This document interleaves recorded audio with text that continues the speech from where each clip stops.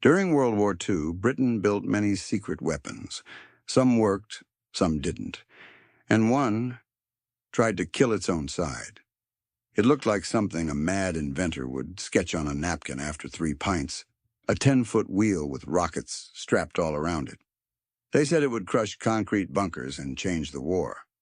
What it actually crushed was British dignity.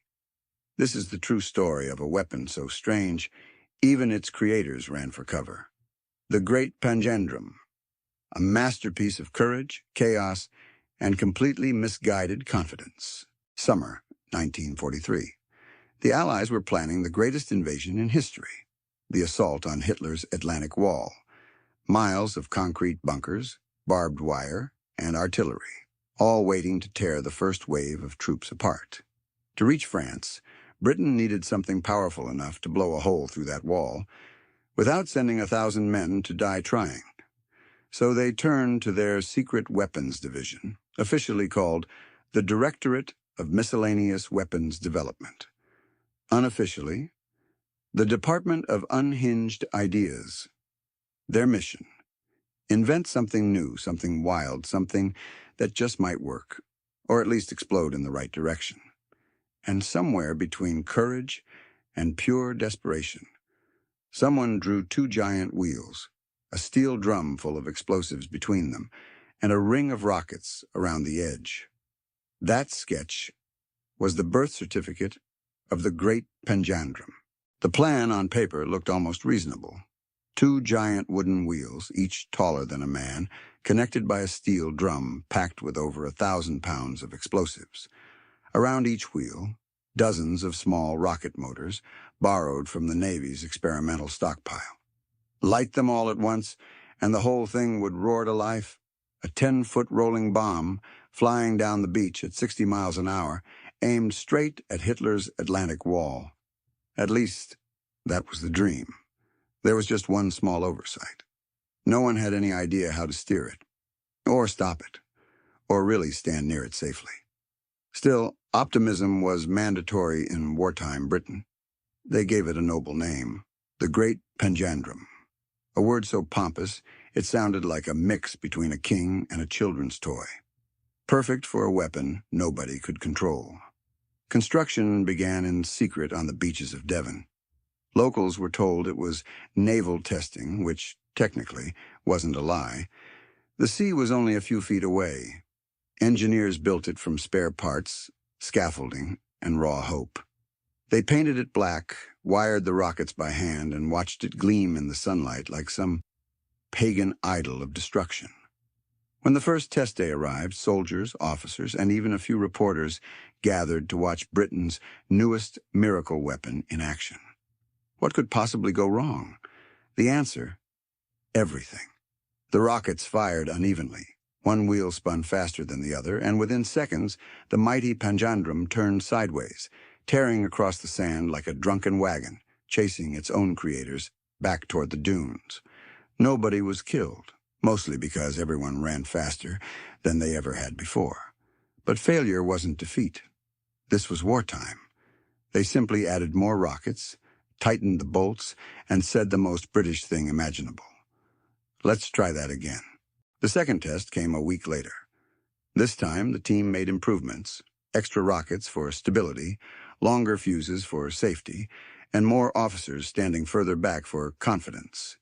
When the countdown began, you could feel the excitement and mild terror in the salty Devon air. 3, 2, 1, ignition. The Panjandrum roared to life, rockets blazing, smoke everywhere, the crowd cheering, briefly. Then one rocket fell off, then another, then half of them. Each booster shot off across the sand like a bottle rocket from hell, chasing photographers, singeing boots, and reminding everyone why safe distance is a flexible term. The mighty weapon lurched sideways, spun in a circle, and collapsed in the surf with all the dignity of a dying walrus. Silence. Then laughter. Nervous, slightly hysterical laughter. The kind you hear when everyone realizes they just survived by accident. But British persistence is a force of nature. Instead of scrapping the idea, they doubled down. Needs more rockets, someone said. Because apparently, when your death wheel doesn't go straight, the obvious fix is to make it faster. By the third test, the Panjandrum had so many boosters, it looked like a fireworks factory on a suicide pact. Hundreds of soldiers lined the dunes. Admirals came down from London. Even the press was invited back, because if it worked, this would be a national triumph. And if it didn't, well, at least it'd be front-page entertainment. The ignition was spectacular. A thunderous roar, plumes of fire, and, to everyone's surprise, for a few glorious seconds, the Panjandrum actually rolled straight. It thundered across the beach, faster than ever, rockets screaming, sand flying, and then a side motor detached. The entire machine veered left, spun like a drunk on roller skates, and charged directly toward the assembled VIPs. Generals, admirals, journalists, all sprinting for their lives. No formation, no dignity, just pure human survival. One witness later wrote, "I have never seen such a rapid dispersal of the British command." By the time the smoke cleared, the Panjandrum lay in pieces. The beach was on fire, and Britain's bold experiment had officially become the most entertaining disaster in military history. Yet somehow, they still weren't done. The engineers filed reports, ran calculations, and seriously proposed adding a remote control system, as if steering was the only thing wrong with it. At that point, even the Admiralty had seen enough.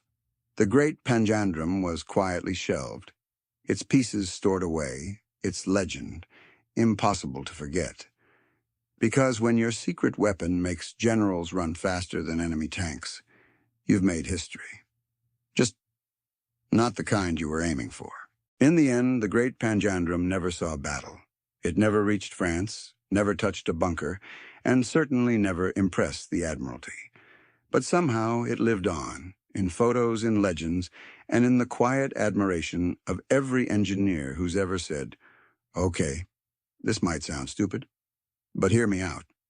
The Panjandrum became a symbol, not of failure, but of that strange mix of bravery and madness that war seems to bring out in people.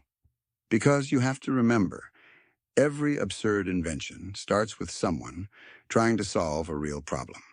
And sometimes, solving that problem just means making a very loud mistake first.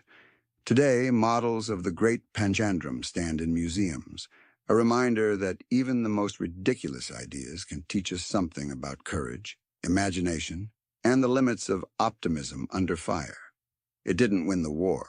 It didn't even make it to the enemy. But it did something quietly remarkable. It made Britain laugh even in the middle of hell. And maybe in 1943 that was worth something too. Thanks for watching. If you enjoyed this dive into forgotten firepower, stay tuned. More stories are loaded and ready to fire.